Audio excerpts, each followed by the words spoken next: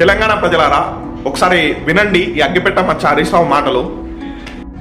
నువ్వు తిట్టినా కేసులు పెట్టినా నిన్ను వదలం. నువ్వు మా మీద కేసులు పెడతా, మా గొంతు నొక్కుతా, లేదా మా మీద తిట్ల దండకం పెడతా, ఏం పెట్టినా నిన్ను వదిలిపెట్టి.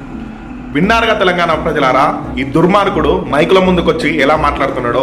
కేసులు ఎవరి మీద పెట్టారు, ఎవరి మీద కక్ష కట్టారు? కన్న కూతురి బిడ్డ పెళ్లికి కూడా రాకుండా రేవంత్ రెడ్డి గారిని ముప్పు తిప్పలు పెట్టారు.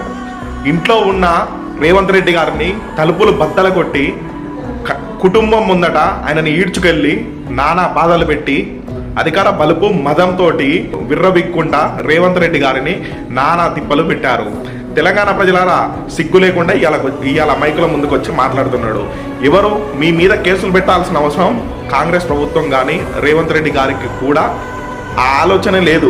మీరు చేసిన లంగ పనులు, లంగదండాలు